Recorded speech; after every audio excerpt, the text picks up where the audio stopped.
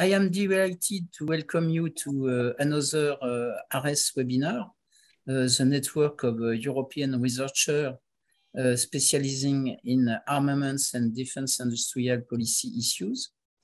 Today, we have decided to take as a topic of debate the question of the situation of the EDTIB in times of war, which has to face the question of replenishment, but also other challenges, which come from the fact that we are facing a high intensity conflict, which is prolonged in time, and that the EU member states and the European Union itself have decided to supply Ukraine with armaments, mainly ammunition, artillery, anti-tank missiles, and defense, air defense equipment, most of which has been taken from the stock of EU member states.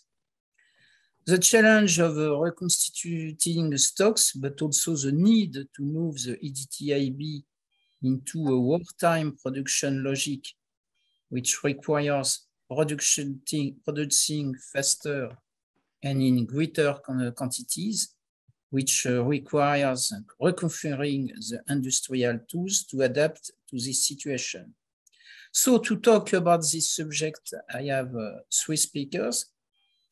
Burkard SCHMITT, who is Defense and Security Director at Aerospace and Defense Industry Association, ASD. Didier GONDALLIER de TUGNY, who is Group Head of MBDA Brussels office, and Anne Faure, who is Head of Unit at the European Commission at the DG DEFIS. So I'm going to give the floor to Burkard SCHMITT and ask him how the issue is dealt with all the members of ASD in Europe and what problems are encountered that are specific to certain countries or certain industrial sector in the field of armaments. So, Burkard, the floor is yours. Merci beaucoup, Jean-Pierre. Thanks for the invitation. I think it is indeed a very topical issue, and there's a lot to be discussed about that. I mean, to start with, I think it's always good to start with a commonplace, if I may say so. And I think it is important to remember that the war in Ukraine, or the Russian invasion of Ukraine, took many or most people by surprise. Nobody in Europe was really prepared for that. Neither our societies, nor our economies, not most of the armed forces and defense industry either. So, and I guess we all know the situation. In many or most member states, armed forces over the last decades were downsized. They were structured and equipped for small-scale military operations and asymmetric warfare against enemies that were technologically inferior. Defense budgets were low, and defense industries in general were in a certain way put on diet. So defense companies had to operate at best with small production volumes. Important development projects were put on hold because they were not considered to be urgent enough, or they were considered to be too expensive.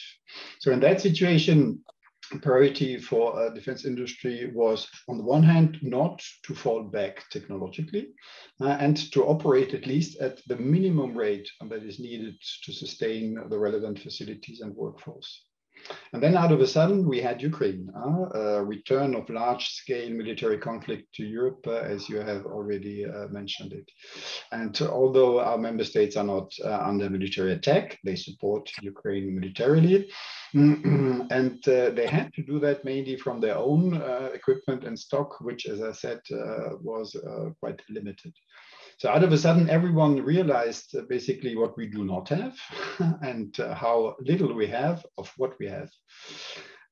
We saw then very soon the decision to increase defense budgets quite considerably and to rapidly fill at least the most important capability gaps that we have identified. So all this has indeed led to a sudden and very sharp increase of demand for basically all kinds of military equipment. And it is clear that European industry struggles to satisfy these needs simply because its ability to ramp up to deliver at high tempo or volumes is limited after decades of peacetime planning and underinvestment. So in this situation, the challenge is, from my point of view, to induce radical changes under extreme time pressure and to do these changes right. And this is always a challenge if you take decisions under such high pressure. I think it is important to take certain short-term actions, and they should not be slowed down. But at the same time, I think it's also important not to undermine long-term strategic objectives. If it is true that we face what has now been called Zeitenwende, I think we must move from an industry that is suited for peacetime to an industry that is fit for times of crisis and also large-scale conflicts. And to do this, I think that we really need a truly transformational defense industrial strategy. To frame such a strategy, we at ASD have developed what we call the DIRC concept, that describes basically 4 core functions that European industrial base must be able to perform. DIRC stands for first D, like deliver. I think that the European defense industrial base should be able to deliver at all times and under any circumstances the defense equipment that our armed forces need, and together with the related services. Secondly, defense industry should be able to improve constantly key defense technologies and the applications. It should be third, able to react, the R of DIRC, to newly emerging technology trends and breakthroughs. And fourth, it should be able to challenge potential adversaries by developing itself innovative concepts and disruptive technologies. So when we look at the situation today, I think it is an open secret to say that the performance of the European defense industry on these 4 DIRC functions is rather limited due to fragmentation and years of underinvestment. But in the light of Ukraine, we at ASD believe that the Union and its member states should rapidly prepare a long-term strategy, because I think it is important, in spite of the urgency, not to forget about the long-term dimension. So we think that we need a long-term strategy that aims at enhancing what we call DIRC performance of the European defense industry. And to fulfill these objectives, we think that this strategy should first combine both existing and future EU policies and programs to address 4 to 5 main priorities. The first priority is to build the industrial capacity to rapidly ramp up production when needed. Here, I think that the challenge is really twofold. On the one hand, of course, we have to enhance as fast as possible industrial output now to satisfy the current peak. But at the same time, it's equally important, I believe, to ensure subsequently an appropriate level of industrial preparedness. I think we should avoid being taken again by surprise in the future. And here, I think one could learn from the European Union's experience with COVID. I think it is important for this preparedness to ensure to sustain a certain level of industrial production and development capabilities also during troughs in manufacturing, because we have seen that in the past, that we produce something at short volumes, and then after that we don't need the facilities anymore. So how to make sure that we maintain the facilities and the workforce that we need in order to ramp it then up again if it is needed. I mean, to do this, I think we need to take a wide range of measures. It has to do with production lines, strategic stocks, recruitment and retention of workforce, but I'm sure that we will discuss that in greater detail during the debate. My point here is that what is needed is what I would call a more strategic outlook that puts far more value on maintaining industrial capacities as a strategic contingency. I think this is important, again, with a view to the future, in order to avoid that we run again in a situation like we have it now here. So this, in a certain way, is a quantum leap in industry's capacity to deliver. And this, I think, can only work if it is coordinated and supported at the EU level. So the first priority is to build this ramp up capacity. Second is, of course, to develop the next generation of capabilities and required technologies. This is important. Again, it's not only about the urgent need now, it is also about preparing the future. And here, when we look at the EU level, the European Defence Fund is crucial and remains crucial. And we would really call for a considerable increase of the EDF budget in this new security environment, and to go back to at least the level that was initially proposed by the European Commission, which is 13 billion euros. Third priority for us is to reduce critical dependencies and enhance the resilience of the defense supply chain. We see that the difficulties to ramp up production also is, of course, not only a problem of the system integrators, but it concerns the whole of the supply chain. And here, again, we have to envisage a broad range of measures. It has to do with the stability of the lower tier companies. It has to do with access to critical raw materials and supply of critical components and so on. And here we have at the European level transversal or horizontal initiatives like the CHIPS Act or the Critical Raw Materials Act that I think will be very important also with a view to the defense industry. The fourth priority that we see is, again, to end with a commonplace, if I may say so, to ensure the appropriate public funding. I mean, making the EDTIB fit for the new strategic environment will cost money. We have seen now the increase of defense, or the announcement to increase defense budgets. But at the same time, we also see very high inflation rates. We see enormous costs for other issues like energy supply diversification, and also the long-term support for Ukraine, not to mention the reconstruction. So there will be a lot of pressure on public finances, and I would not take it for granted that we have now in this new environment the sufficient, defense money. I think we should not take that as a given. I think we must make a strong effort to keep here the ambition level high. And we also believe that this should be reflected at the European level.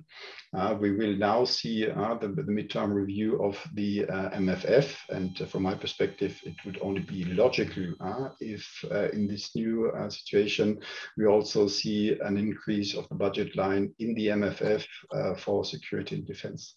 I think this is also very important to make sure that the announced European Defense Investment Program has really the weight to make a difference.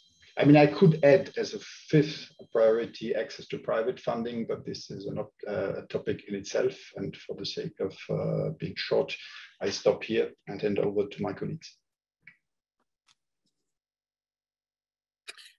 Thank you, Burkard, for this presentation, and with the 5 priorities you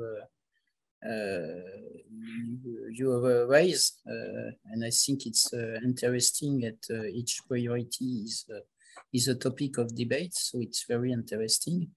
I will now hand over to Didier Gondallier de TUGNY, Group Head of MBDA Brussels office, to talk to us about the industrial paradigm shift, and no doubt already address the question of expectation vis-à-vis the EU and its instruments. Okay, so thank you, Jean-Pierre, and thank you to the RS team to have organized this seminar on a very interesting and challenging topic.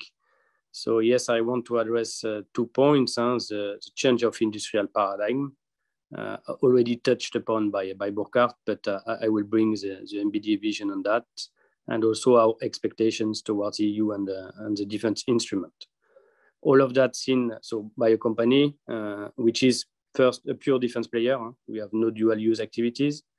A company which is a kind of unique model, working every day to satisfy the sovereign requirement of our home nations, and in alphabetical order: France, Germany, Italy, Spain, and the UK. and we are also part of the nuclear deterrence, for example, in France. But at the same time, we try also to enable the multinational cooperation between these home nations. And so we are reinforcing also the European sovereignty in this way. We are also a company which is a European champion, a global leader. And in many cases, the really sole European company as an alternative of non-EU players. And last but not least, you know that MBDA is a prime contractor for missile systems. And we all see every day that missile systems have a strategic and decisive influence on the battlefield in offensive and defensive terms. And we also see that there is a critical issue for European countries, but also for other countries like the US, between the current level of stockpiles of missile systems and the consumption on the field. So first of all, if I focus on this change of industrial paradigm, what we see is that we have now 3 requirements to satisfy. First, to produce more. Second, to produce faster. And third, to do that now. And this is the key challenge we have to face. As Burkard say, we need not to forget that we need also to develop the future capabilities that are required. We know that there are already some gaps. Some gaps have been recalled in the defense investment gap analysis done by Commission and EDA, and we share many of the conclusions of this analysis. So it's really important that in current situation, we will have to combine at the same time mass and high technologies. And we need to focus on a short-term objective, but also not forget the long-term perspective, as Burkard said. So in the short term, we need to answer to an increased demand. It is clear from our home nations, from their allies, and also from their strategic partners. So it is not just a European bubble. It's a more global trend. I would say that the figure of this increase of demand is not interesting and not important in itself. What is important is how we adapt to this increase of demand. We have also to keep in mind that for the moment, this increase in demand has still not really materialized in firm order. And this is a key point we need to keep in mind. So to answer to this increase of demand, we need to consider what response is required, what are the industrial, technical, and contractual conditions to fulfill these new requirements. And as we are considering now 3 stages, peacetime before the 24th of February, crisis time now, and maybe in a wartime, even if we don't expect that, how we move from one stage to another, and at which speed we move to one stage to another without creating any disruption, any industrial disruption. We have to admit that we need to answer to this question because today's situation is not satisfactory. Today's situation is a result of a policy of keeping production rates and volume to a minimum. Production rates and volume, and also cost between us. So to ramp up production, that presupposes of being able to act on 2 main axes. On the one hand, to act on production, quantities, how to produce more, and on the other hand, to act on production cycle, deadlines, how to produce faster. To answer to this question, we need first to identify the maximum and the minimum production rate targets, because an increase in production rates will then be expressed in terms of skills, in terms of human resources, and in terms of adaptation of the production methods. Second, we need to determine the length of the production cycles and the maximum potential for reducing these cycles. And third, as I already said, we need to evaluate the time necessary to move from one stage to another, to move from a minimum production rate during peacetime to a higher rate during crisis or wartime. I want to be clear also on one point. This is that this will necessarily be done through an ecosystem approach.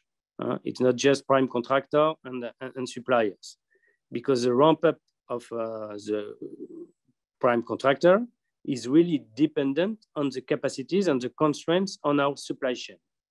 As far as MBDA is concerned, we design missile systems, we develop missile systems, but we integrate a number of equipment, sub-assemblies that are produced outside of MBDA. And just for example, in France, we have more than 1,200 suppliers just for France. So let's imagine for the 5 home nations we have. So clearly the speed of our ramp up will depend on the ability of our suppliers to meet our orders, to recruit qualified and skilled personnel.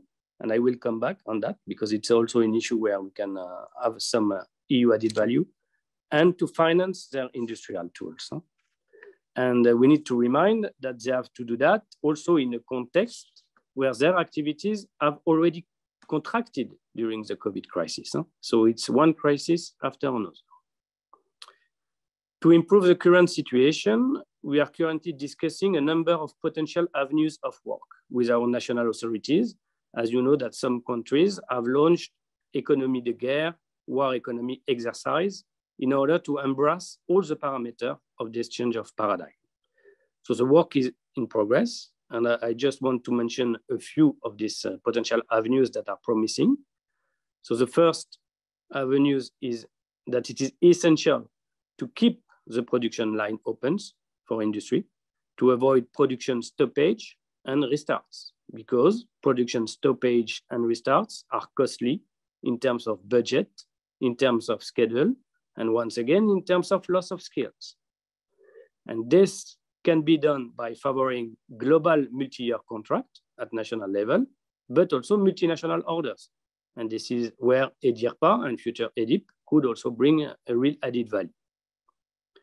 To keep production lines open can also be done by ensuring a sufficient and constant volume of production, mixing national and export orders. And we need also to take into account this export share of our revenues, and export sales is really a part of the business model of European defense industry.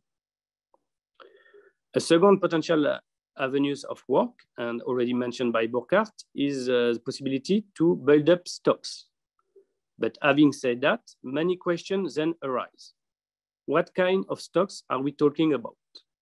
Stocks of components, stocks of raw material, stocks of equipment, stock of strategic sub-assemblies? The second question is, what is the right volume of such stocks? The third question is, at which level of the value chain these stocks will be the most useful? At prime contractor or at suppliers level? A key question is also, what are the main principles of governance and funding of such stocks? And last but not least, when these stocks are built up, how we optimize the management of this stock, and creating a kind of rolling stocks to satisfy, once again, national orders and export orders. A third potential avenue of work is clearly to challenge the conventional procurement, development, and manufacturing processes. There is clearly a need to simplify the expression of operational requirement to what is really needed, and then consider answering future operational requirements by technological insertion and spiral development. There is a need to reduce the delays related to contract negotiation, and also to streamline qualification and certification processes. And there is a need to simplify the regulation, because we know that the number of norm standards coming from the civil world apply also to the defense product.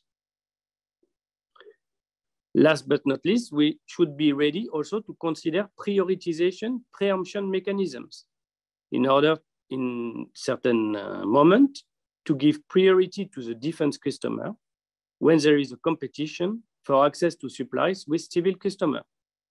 All the more when defense needs are marginal in terms of business and also technically complex. So in 4 words, I would say that globally, industry needs visibility, predictability, simplification, and prioritization. It remains first essential to rely on precise operational scenarios related to the quantities and deadlines required for specific weapon systems. So it's a weapon system case-by-case analysis that needs to be done. And if we have a clear demand, a clear priority request, we will then be able to provide guidance to all actors of our ecosystem on a well-defined objective. It should also be clear that every adaptation will have a cost, and receiving public orders is therefore a prerequisite for engaging higher and quicker manufacturing. As you know, and hopefully, production and trade of weapon systems are forbidden. We are not in a civil market. Maybe now just a few words about our expectations towards the EU and the EU instrument, and maybe to facilitate also the transition with Anne. As MBDA, we have supported from the outset and at our level the definition and implementation of the European Defence Agenda and the setup of all the European Defence Instrument. And it's quite obvious from our perspective because multinational cooperation is part of our DNA since our creation. We have been created to generate and implement multinational cooperation. Today, we actively contribute to give substance to 3 PESCO capability projects: BELOS, Twister, small scalable weapons, meaning land combat capability, counter-hypersonic capability, and loitering munition capability. So high capability, very relevant in the current geostrategic context.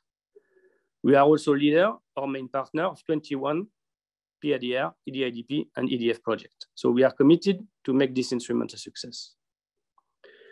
For us, in the current context, the European Defence Instrument and more generally European public spending should now demonstrate their effectiveness. And we think that a culture of results shall more than ever be promoted, which presupposes a high degree of relevance between the implementation of the instrument and their stated ambition. The critical question being, what do we want in terms of concrete outputs in the end?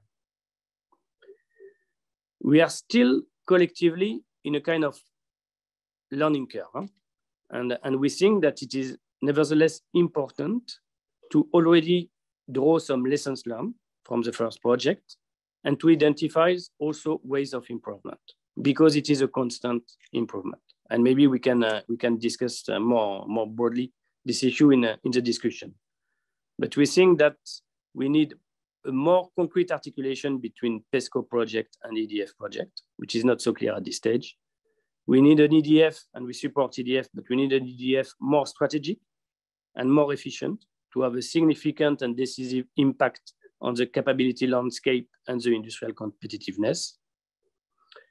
And obviously, with regard EDIRPA and EDIP, we fully support the setup of this new instrument because, as I said, all efforts enabling demand consolidation and predictability do respond to our needs. We know that a number of criteria and implementation conditions are still to be worked out. It's a normal way of life. We know also that important negotiations are taking place at council level and then at parliament level. And from our perspective, I would like to underline 2 critical points regarding this instrument. First, for us, it is really important that the scope of EDIRPA and future EDIP shall focus on weapon systems developed under a genuine European design authority, manufactured and supported by industrial stakeholders based in Europe, and for which also European stocks are depleted as regards EDIRPA. We think that the EU value for EU mini principle shall apply for this kind of instrument. And secondly, we think that the implementation of this instrument should be simple and straightforward, relying on existing and already proven national or multinational procurement structures. This is for us a condition for the instrument to be attractive for industry and to be attractive also for member states, and mainly for less big member states. And bureaucratic red tape should not diminish the attractiveness of the 500 million euros that will be put on the table in the short term. Maybe to conclude, and this is another point that we can debate after, we still need also to remain collectively attentive to the questions related to the acceptability of defense industry. We know that there is less criticisms in current moment, but we know that it's just imposed.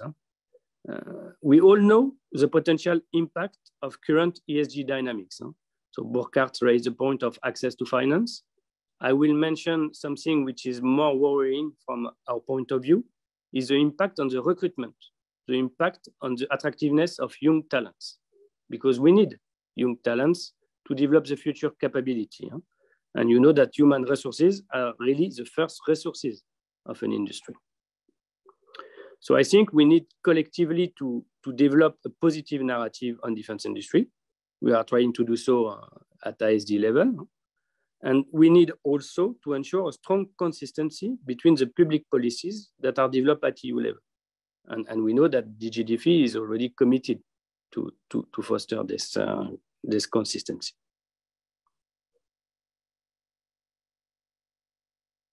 Good. Okay, thank you, Didier. I think that now there are a lot of questions on the table to adapt the EDTIB.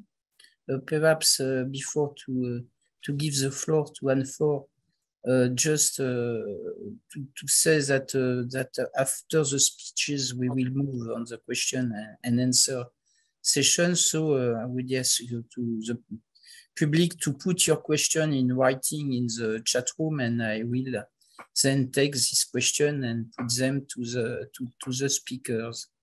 So I will now hand over to Anne-For, which is head of unit European Commission, DG DEFIS, with the speech of Burkard SCHMITT and Didier GONDALLIER.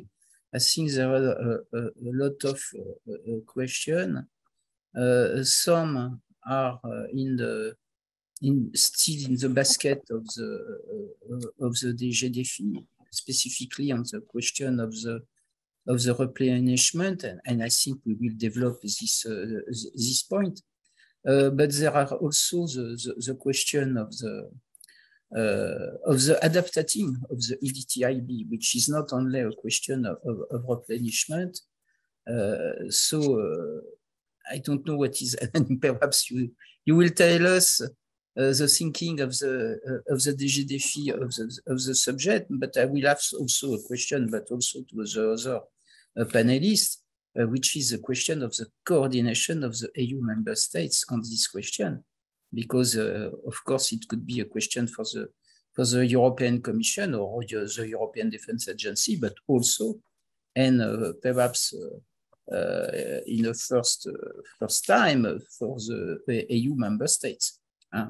Think to the question of the economic guerre, war economy, the French term of Emmanuel Macron. So, Anne-For, the floor is yours. Merci beaucoup, Jean-Pierre MAULNY, and good afternoon to all. Yes, indeed, a lot has been already said, and I think on the side of the European Commission, we share very much the diagnosis that was highlighted both by Burkard and Didier on the challenges that the European defense industry faces, looking in particularly at the implication of the return of high-intensity conflict on European soil.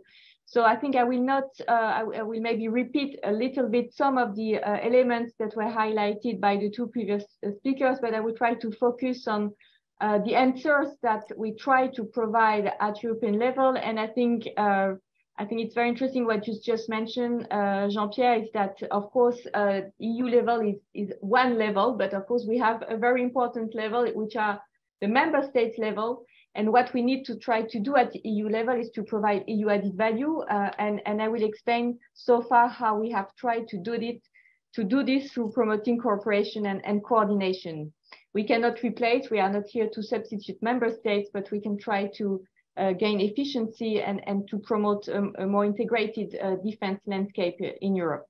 So it was already said that the European defense industry is characteristic by certain challenges. I would like to recall, and this is something maybe that we have not that was not said maybe before, is that really it's a fragmented landscape. If you look at the European defense industrial and technological basis, you have a fragmented demand. You have very low level of cooperation between member states, and I think this is very this is really detrimental also to the supply side, to the industrial base. So member states still very much work on a national basis with national procurements. The level of common defense investment remains very low at 8%, very far from already the 35% benchmark that member states collectively committed to. So that's a first issue. And also on the supply side, maybe with the exception of the missile industry and the aeronautics industry, the supply side is also very much fragmented along national lines, which also is a challenge for the competitiveness and the innovation capacity of the industrial basis.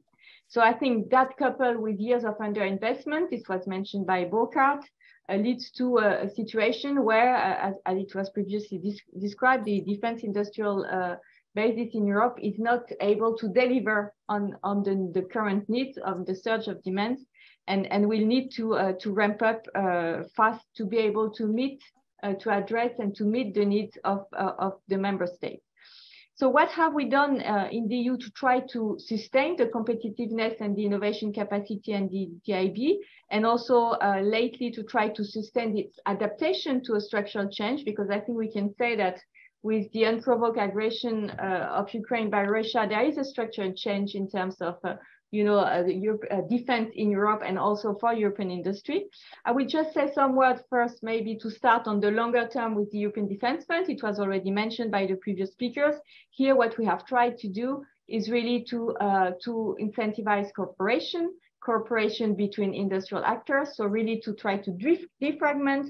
So, and I think, I can very well hear that we will have to draw lessons learned from the first years, but with the preparatory action on defense research, with the European Defense Industrial Development Program, and with the European Defence Fund, we have tried in a progressive way to see how we can use EU budget, and this is the first time it was done, to really promote cooperation in the research of development of defense products and technologies. This is something new. This is a new program. We are all working collectively, I mean, in the Commission, but also with industry, with member states to make it a success. There are challenges, but I think we have already very positive results in the sense that we are already financing a project involving a large number of entities from a lot of member states. I think the origin on average is from 8 different member states. We have managed to open supply chain. So here the integration is slowly taking place. And we can of course discuss how we should make it more efficient and maybe more strategic. But I think it's a first step in defense research and development that really is aiming at having more integration, more cooperation. So if we look at the new situation where we have, as was explained, a surge in demand, here what we have tried to do, and it was following the call by the European head of states and government in Versailles to produce this defense investment gap analysis and to propose new measures to support the EDTIB. What we have done first in this investment gaps analysis was really to try to identify the financial gap, the capability gap. We are still lacking in Europe some key strategic enablers, and the industrial gap that we just described. And we have proposed a series of measures to try to tackle, I would say, the lack of coordination on the demand side of the defense industrial basis. We have an increase of defense budget. The risk is that if member states go solo in procuring the equipment that they need and that they urgently need also following transfer of equipment to Ukraine, we will further fragment the European defense industrial and technological basis. Plus we risk also, and this is something that is also a characteristic of the EDTIB, to have, we risk having member states buying from outside the EU, so not investing in the EDTIB. So an increase in defense budget not always systematically, automatically means more investment in the EDTIB, and also to create new dependencies for the defense industry. So to avoid this uncoordinated increase in demand, we have taken two measures. We have established together with the European Defence Agency and the European External Action Service a task force on joint procurement. The idea behind it was really to provide a forum for member states to exchange on their common needs for the most critical and urgent defense products. And there has been a series of meetings and to try to assess with member states also the potential for cooperation in the procurement of the most urgent and critical defense products. We will have a second phase that will be geared towards industry, where we want to show that the defense European industry has already developed products to meet the demand. And I think sometimes member states need to be recalled about the offer that can be produced by European industry. So we will do a kind of mapping of the industrial defense capabilities that would be needed to meet the needs that we will have identified in the task force. So this exercise, I would say, it's not a legislative exercise. It doesn't involve funding, but it's really a place where we want, again, to have coordination as a priority, coordination between member states, and also to try to give more visibility to the industrial capacity, and also to identify when we would have bottlenecks or really a need to ramp up in a certain specific sector. So that's one measure that we put in place, and we are now currently developing it. It's something new. We are testing also new grounds here. And the second measure we have put forward is we have adopted a proposal for regulation on EDTIB that Didier mentioned. And here, what we are doing is actually, again, to use the EU budget to promote cooperation between member states that are willing to go for common procurement for the most urgent and critical needs. That's the first condition. But to get the EU budget, if they do common procurement from the European defense industry. This is an industrial initiative. We want to help the industry to adapt to the new situation. And how do we want to do that? We are indeed addressing the visibility element that Didier was mentioning. The industry to adapt needs from orders. We want member states to coordinate their demands, so to structure also their needs to be able to allow the industry to prepare itself. And if you look at our regulation, we have we have a certain number of criteria and award criteria that also aim at speeding up things also at the level of member states. It takes too much time to agree on a common procurement. We know that common procurements are complex, risky, they take time. So we try to encourage member states to go faster also in their government to government agreement in the way they run their common procurement process. And so the idea was really to give them EU budget to offset, if you want, the cost of cooperation, the burden of cooperation, to really convince them to go and team up with at least 2 other member states. So we have a minimum participation number of 3. So this is one proposal that we have made, put on the table. And to ensure that this increased and coordinated demand will actually benefit the EDTIB, we have proposed to follow the same kind of logic as in the European Defence Fund. So we have some funding provisions that are linked to the contractors that needs to be established in the EU, have their managing structure in the EU, use assets and resources in the EU, and should not be controlled outside the EU with certain derogation, such as in the EDF. So that's the first proposal. We are indeed now currently discussing this with member states in the Council. We also want this to be easily implementable. We have proposed to not to follow a cost-based approach, but a more novel approach that aims at facilitating the implementation. We will see whether we manage. It's again something new that we are testing. We want to see whether we can, thanks to the EU budget, really convince member states to think collectively, to also have this coordination effect that you were mentioning, Jean-Pierre, before I started my intervention.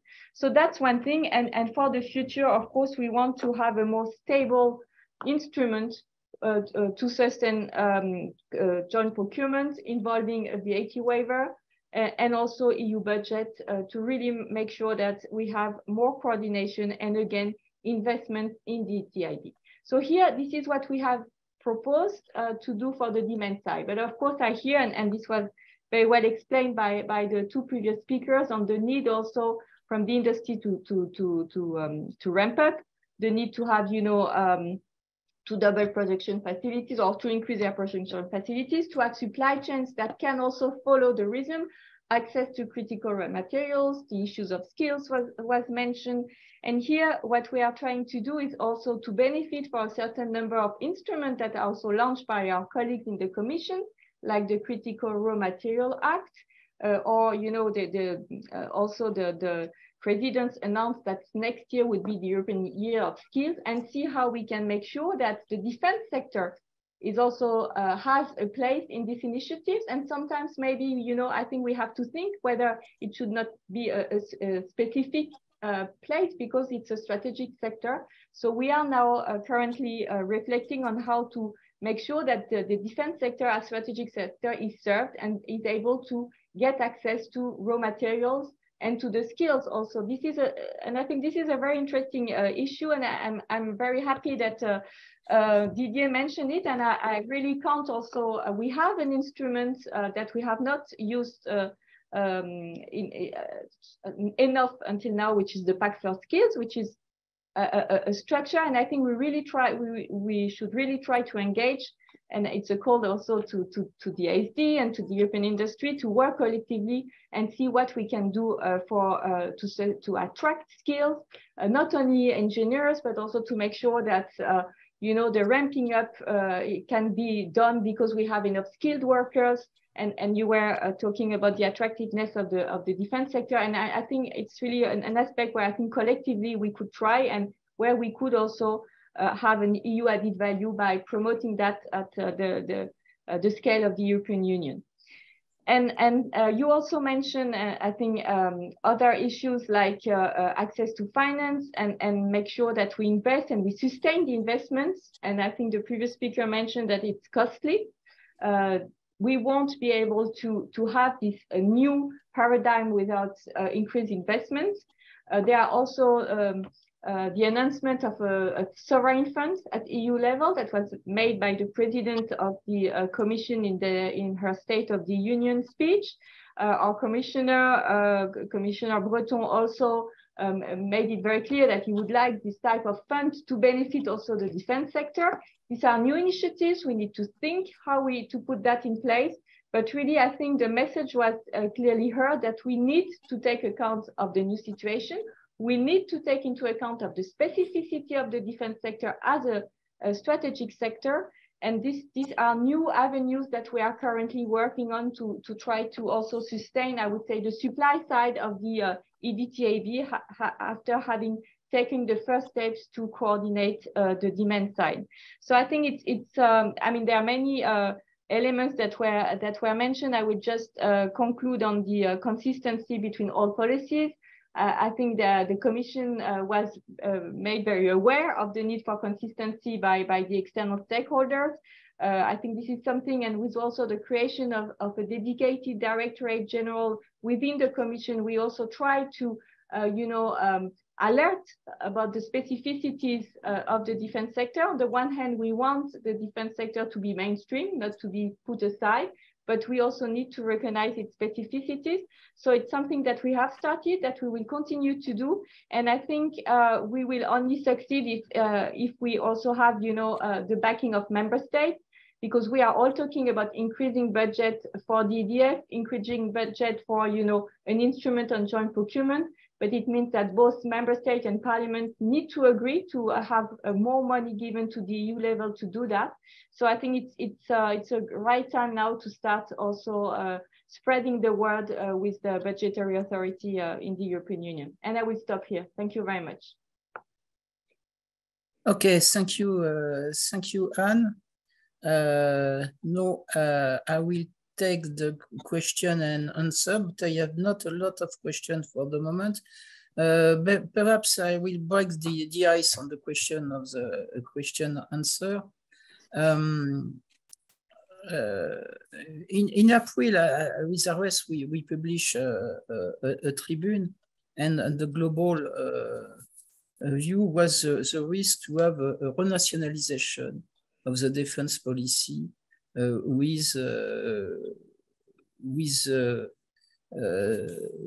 Russian war and the fact that the budget was growing. On the question of the adaptation of the EDTIB, I asked the question to all the panelists, do you see today talks between member states on the way they have to adapt their national DETIB, because it's still, in some case, national DETIBs. With MBDA, it's a transnational DETIB, and perhaps it's interesting to know if there are talks between France, Italy, Germany, and also a non-EU country, UK, on the adaptation of the on the DETIB, and I don't know if Anne has some feedback on these potential talks between the EU member states on the adaptation. And my second question is perhaps also on another aspect. It's the question of the security of supply, because certainly we need, with the current situation, to have a more robust security of supply, because if you want to produce more quickly, but if one part of the supply chain in another country is not able to deliver what is necessary, so it breaks all the objective. So what is your first your feedback on this question, and also your thinking, of course?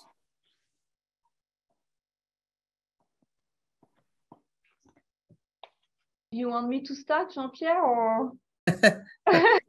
Those who want to start can start, so and you can start. But maybe I can say I think it's a question to all the panelists. Okay.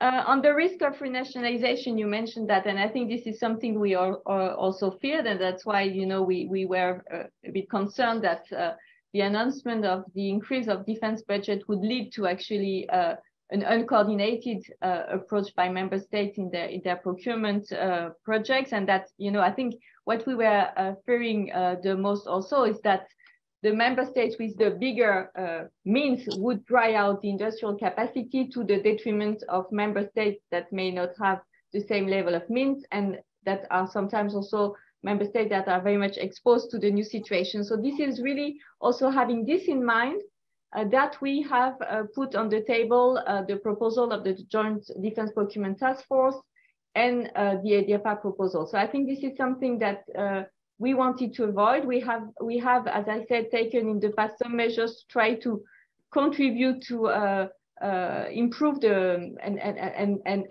decrease the fragmentation of the sector. And we were very much concerned that with the new situation, actually, this could lead to an even more fragmented sector. So that's just a comment on this risk of renationalization.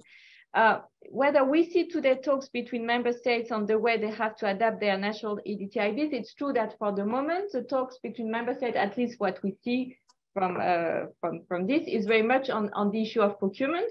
I mean, they have also an emergency to, I mean, it's very much linked, because if you want to be able to procure, you need to make sure that the industry is able to ramp up and produce.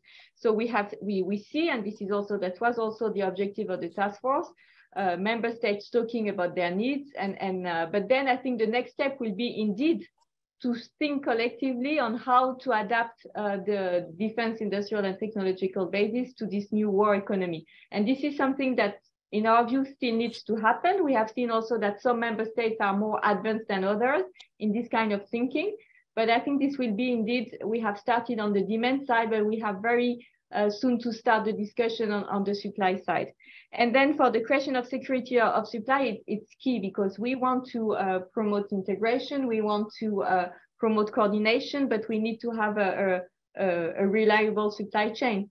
And this issue, and certain member states may have the tendency to say, I don't want to take the risk of having suppliers outside my territory, because I want to also have more grip on the security of supply. So this is always a tension. If we want to have more cooperation, it has to be coupled with sufficient trust and certainty as to the security of supply. So that's something also that, and I think all the measures to secure, for all industry, you know, to try to improve the access to raw materials, the strategy we have, that could help, you know, increase also and reinforcing supply chains. But the issue of security of supply is always a very sensitive issue, and I think it's at the core of the cooperation. If we don't manage to address this, and we are in the past there were some tentative between member states who have agreement.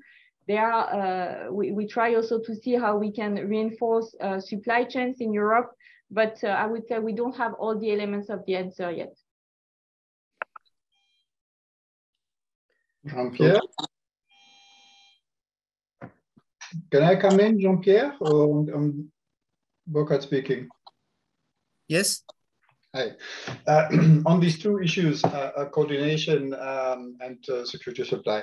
I mean, coordination is, of course, a must, but it remains difficult. Huh? I don't have any information about discussions between member states for that. I'm too much in the Brussels bubble.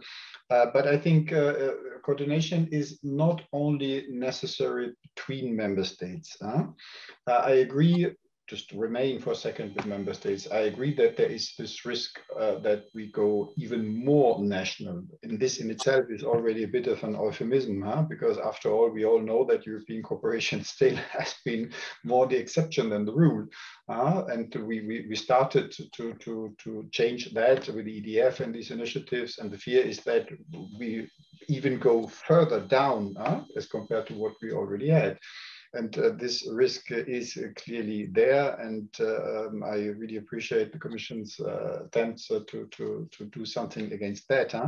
But I also believe that it is not only for member states to coordinate their actions. I think we have to improve coordination at all levels. I mean, with a view to member states, it is really absolutely crucial, in particular with a view to a long-term perspective.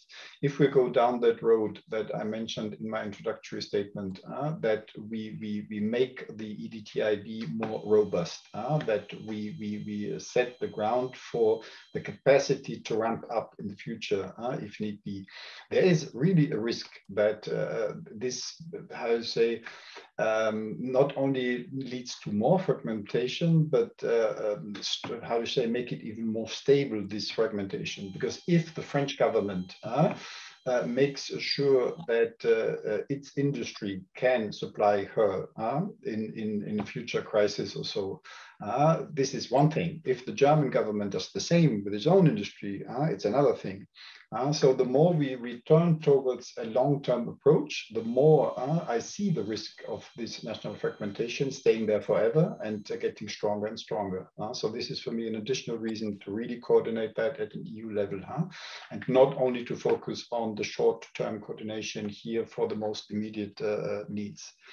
But again, I think coordination is also important, even within the European Commission, by the way. I think it is important if we want to come to what I called for a strategy. I think all the different initiatives must come together. We see DERPA, we see then in the future EDIP, we have the different proposals for the CRM Act and the things that I mentioned before. I mean, all these things really need to be coordinated and put into the same direction. And I know that this is a big challenge, but I think this again is also more important than ever. So coordination within the European Commission. I also believe that we need more coordination, sorry for that commonplace as well, between EU and NATO. I think this will become even more important when I listen at the results also of the NATO defense ministers meeting yesterday.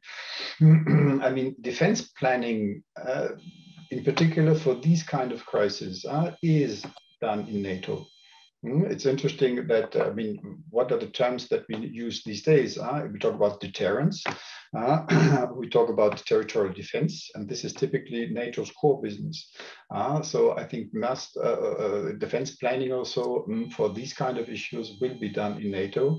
And here it is important to coordinate with the European Union, because the European Union and the European Commission in particular has the industrial means to follow up. I think this should also get a new quality. And then I think it's also important to have coordination between the Commission and member states. To give you an example, I mean, yesterday, again, the German-led initiative to cooperate in the area of missile defense. And to do that not on the basis of new developments, but off the shelf, basically, we procure together. This makes me immediately think of the current European Commission initiatives at EDTIB and then maybe EDTIB. When I, again, look now, it's still very vague, this intention. But if the Germans in particular stick to the Israeli missile as one element of the system of systems, how would that fit into a European EDIP? If you have 15 member states procuring together, I mean, you have a lot of joint procurement, but you have elements in there, at least elements that are not European. So how to manage this is also interesting to see with a view to the future. Again, maybe the fact that we talk about a system of system may even open the door to solutions or so, but I think it will be interesting test cases for the future. And the last word on security of supply, just as a reminder, I remember in 2013, the European Council, in its December conclusions, gave a mandate to the European Commission to develop a roadmap for a EU-wide security of supply. I don't know what the exact term was. This has never been followed up. I mean, now maybe, I don't know whether these conclusions have a natural end. So, but I mean, it may be the right time now to come back to that mandate and to develop really a fully fledged and comprehensive EU security supply system. So again, if I were at the Commission, I would maybe take that up as a possibility, again, to bring the different strands together. So from my side, and many things have already been said, and I concur with what has been said. I think as MBDA is concerned, we are in a specific situation, because as I said, we were created through a shared willingness from our home nations, 5 home nations, and from industry to create this transnational company, integrated company, in order to generate and implement cooperation programs. So our focus and our remit remain the same. We still want to continue to foster this multinational cooperation.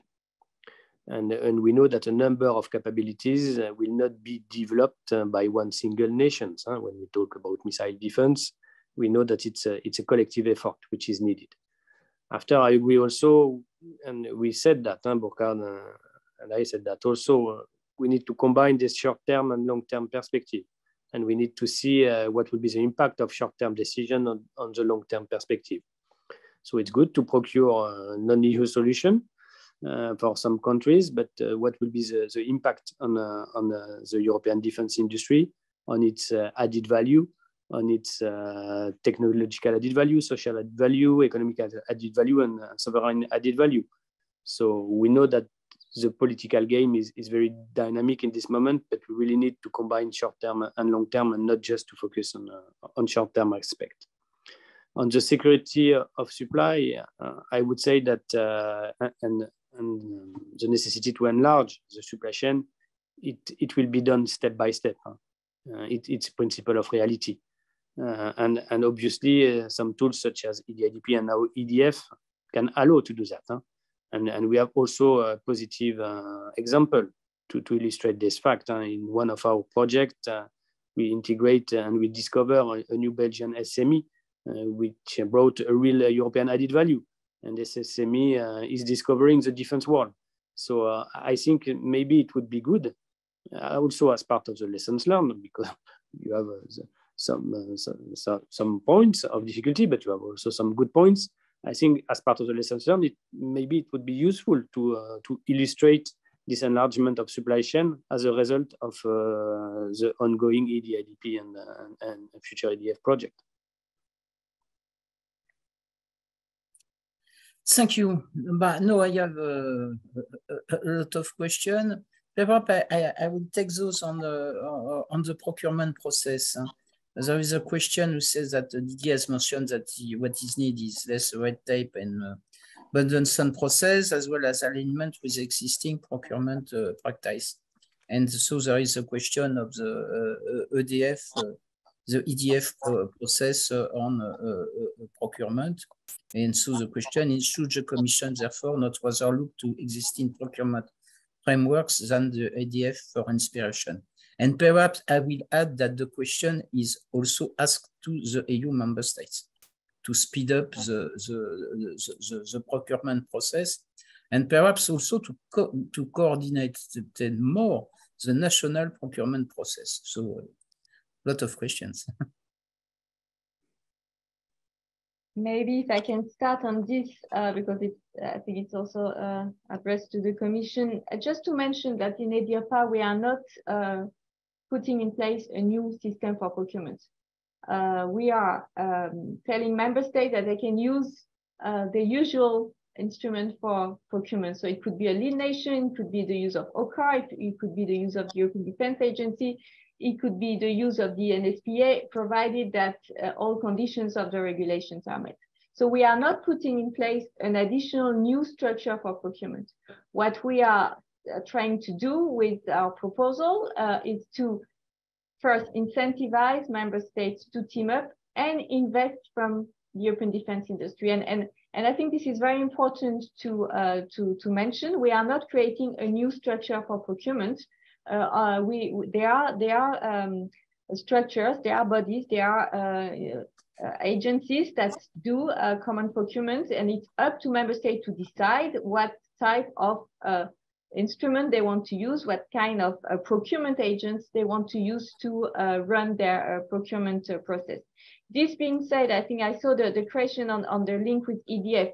What we have put in EDTIB is, as I was mentioning, some conditions on the contractor. So we still expect member states to do things a bit differently than what they used to do. So first, we expect them to cooperate, and we expect them to procure from the defense industry. And I think because what we are doing here is really to, again, support the competitiveness and the ability of the European defense industry to adapt itself. It's not just common procurement for the sake of government procurement. And I think when Burkard was asking the link between the need for coordination between EC and what is happening between member states, I think it's always the decision of member state what they want to buy. We are not interfering with that, but we tell them we need to invest in the European defense industrial and technological basis. If we do not that, there will be consequences for now and for the future. We are ready to help you with the EU budget, to do it collectively and to invest in the EDTIB. So at the end, not all procurement from the member state may be in the EDTIB, but when we use the EU budget, this is to support the EDTIB. So that's very clear. So I think it's more a coordination inside member states. They need to know whether they want to support the defense industry in Europe. I think this is what the question that they need to answer. And if they want to have a defense industry in Europe, they need to invest in the defense, the European defense industrial and technological basis. So it's with EDTIB, we are telling them we are ready to put money on the table for you to team up and invest in the EDTIB. Of course, there are additional conditions that will need to be met. We have, as I said, used the EDF blueprint. We are now discussing with member states the best way, to make sure that all conditions are really adapted to the situation of the shells procurement. But I think, and again, we are also trying with our award criteria to incentivize member states to go faster in their procurement processes.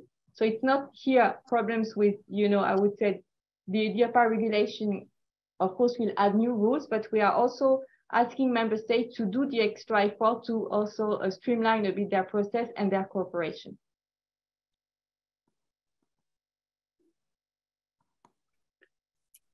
Didier, Burkard?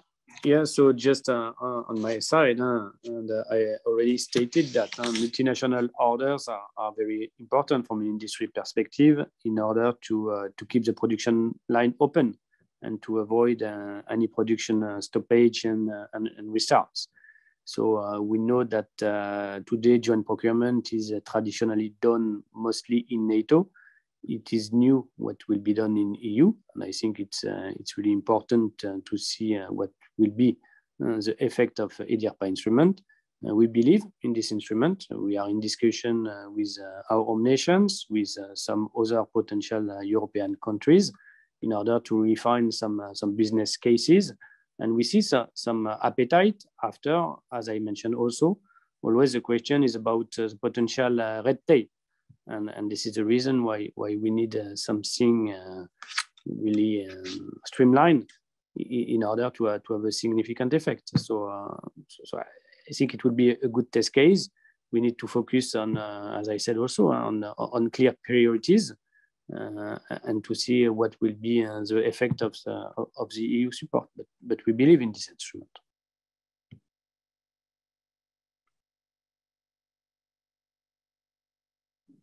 You are Sorry. Yes, on this point, I mean, I fully agree that the need to it's more than just streamlining the way we procure. I think that there is a need for a fundamental overhaul. And because I mean, I agree that EDIRPA and European programs should not bring additional red tape, but most of the red tape also often lies with member states. So I hope very much that European initiatives can help to facilitate or to simplify national procurement procedures. I think this is indeed very important. It's also important, I mean, because it covers it all. It's also very important with a view to this famous harmonization of military requirements.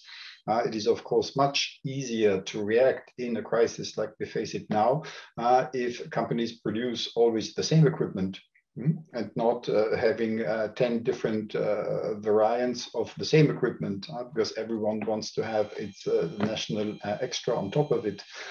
So from the scaling perspective, I think this would also be very important. And here I have some hope. I am not totally convinced that EDIRPA has the critical mass to make a difference.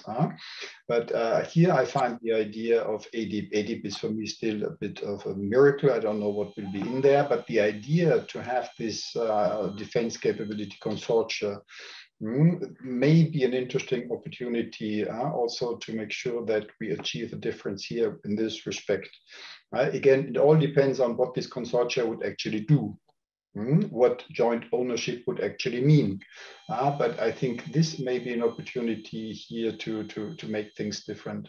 And in that respect, I apologize, Anne, I have a question for you, if I may ask, because something that I find interesting, and again, I have no idea what it actually stands for. In the joint communication, there's also a mentioning of a joint, whatever it is called, defense strategic programming and procurement function.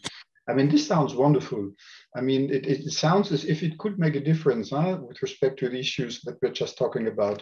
Can you shed some light on that, what that actually may mean? Yes, Anne, you can answer. Okay. Yes, indeed, we mentioned, and this, I would say this is maybe the last of the measure that was mentioned in the joint communication. And the idea is maybe also to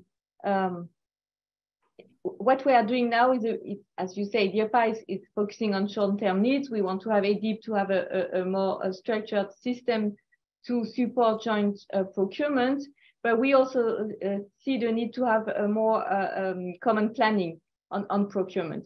So this is the idea. I think the proposal that we have put in the joint communication is not yet very precise, but what we wanted to say is that, you know, if we really want to go for something that is more coordination of demand and also really industrial strategy, you need to coordinate the different decisions. You need to exchange on the priorities, how you will procure, how you will develop. So this is this idea.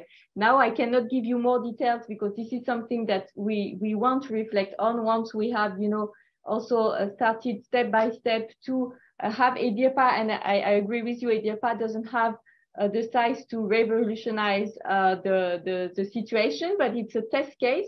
Are we going? Is it going to work if we put EU budget to incentivize member states to team up if they procure from the defense industry? See a bit how it works. We want to have EDIP, and here maybe just to also talk about what you mentioned, the consortia EDCC. The idea EDIP will have as its core this VAT waiver for joint procurement.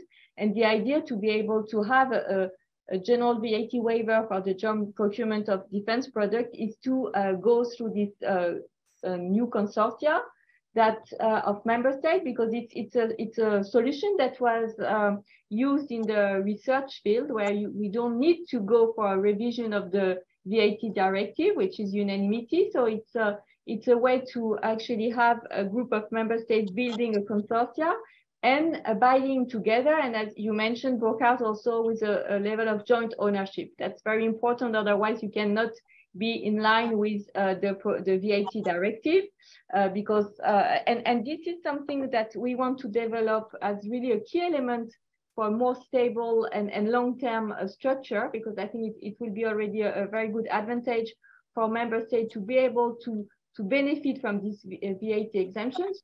There are already VAT exemptions existing, for example, for international organizations, but it's only if they procure for their own purpose. Here, we want to have a VAT exemption that could apply to common procurements of defense products. It will mean also that you will need a certain level of commonality, because a common procurement does not only stop at the time of the actual procurement, but we need to have here a form of common ownership, and we will detail how this could, which form this could take. This could take different forms, and this is something that we want to put forward in the coming months. And also have, and I saw, and maybe I take the opportunity and then I will give the floor to the others, but I saw there was also a question on the in the chat whether EDIP will also have some EU budget element. This is our intention. We want to have this VAT exemption element, but we also want to have the same kind of incentive as we have in EDIRPA, to also use the EU budget to incentivize cooperation from member states when they buy from the European industry. So we will have several elements in EDIP.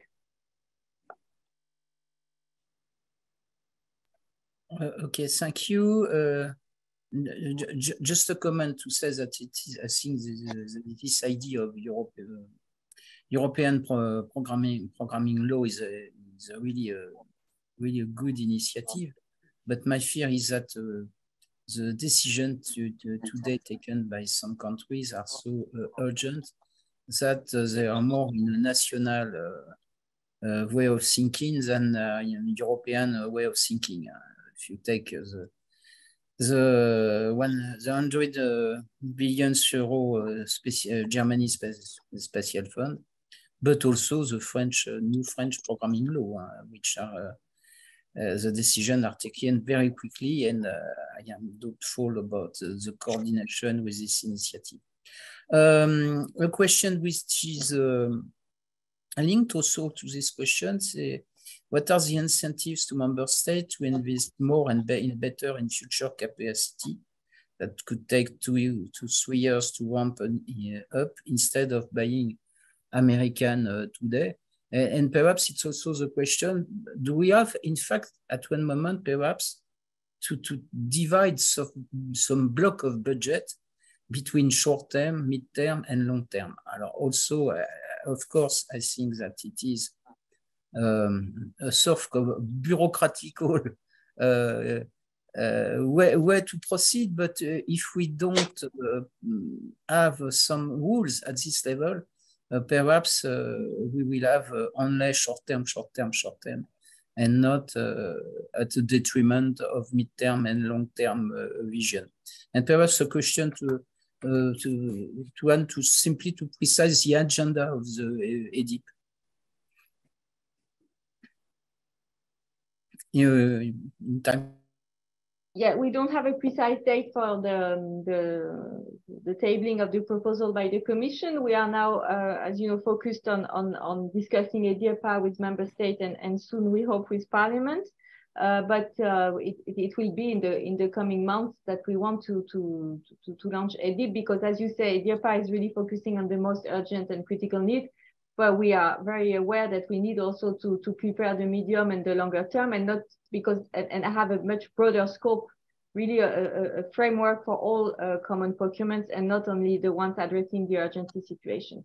So, but I think what is important is also to see, you know, the progress we make with EDIRPA, even if, again, EDIRPA is not a precursor to EDIP, because the scope is very linked to the emergency situation. It's only, for the most critical and urgent needs. But still, the logic of trying to incentivize member states to go together it will be the same logic in EDIB. So it's important also that we have sufficient feedback from member states to be able to finalize our proposal for EDIB.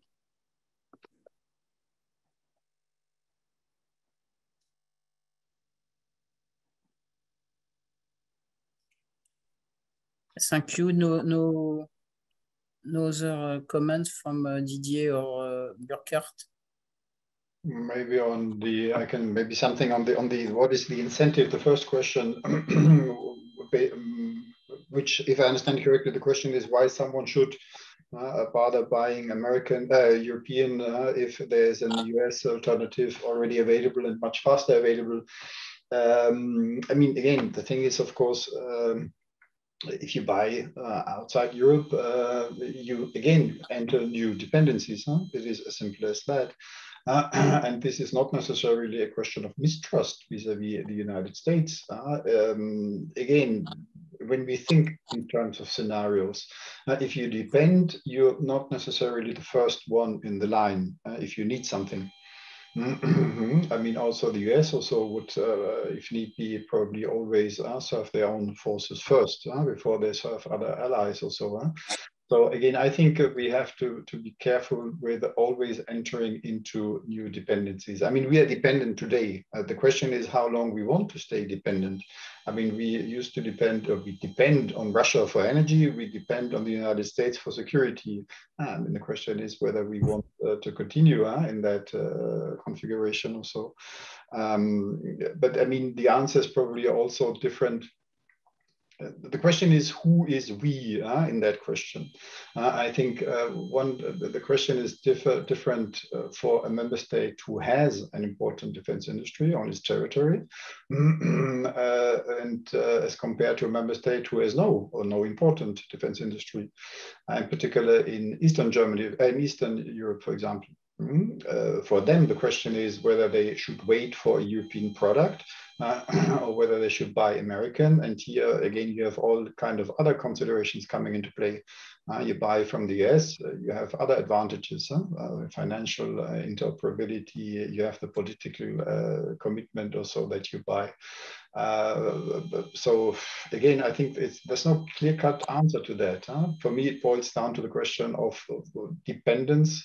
And again, also that question is different from a different member states perspective.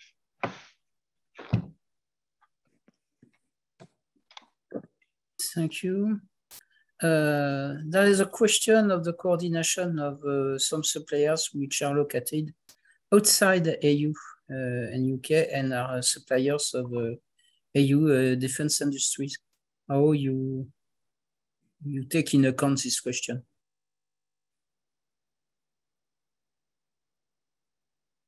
I can try to answer. I'm not sure I fully understand exactly what is asked, but just to, I think it's related probably to EDIAPA, how we take this into account, or I'm not really sure.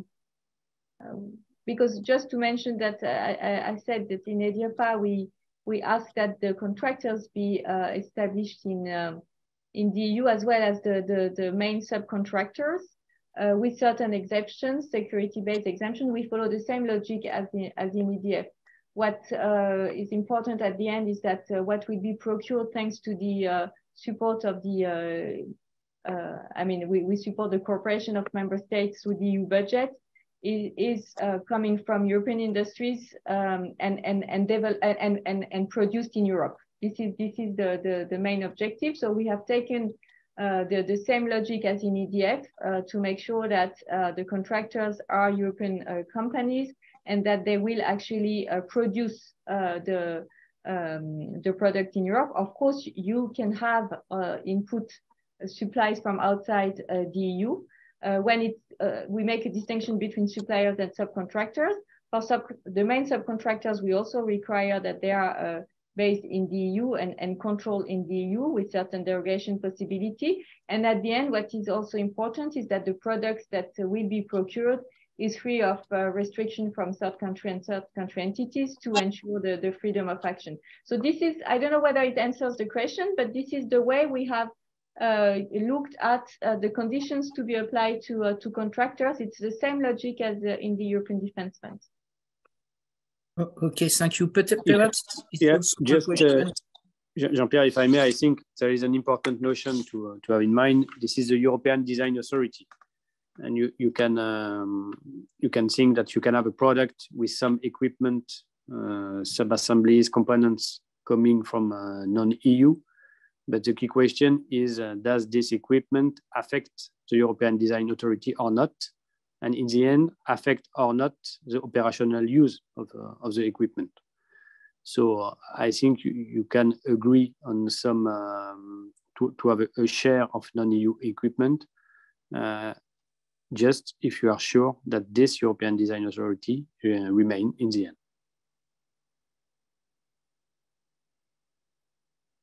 Okay, thank you. Do you want to take another question? Because we are near the end of this webinar. We have only four minutes for perhaps if you want to choose a question, or we can perhaps also end up this seminar, as I know that Burkard has a meeting after the webinar. So, no other question? Okay. So I will I close this webinar. But I hope it was useful. Thank you for your participation, panelists. I think it was very very rich in information and in assessment of the situation, and also, of course, of recommendation and also some decision taken or in the future, for the future. So thank you to all, and see you for the next webinar of RS. Bye-bye. Thanks a lot. Bye. Have a good week. Bye.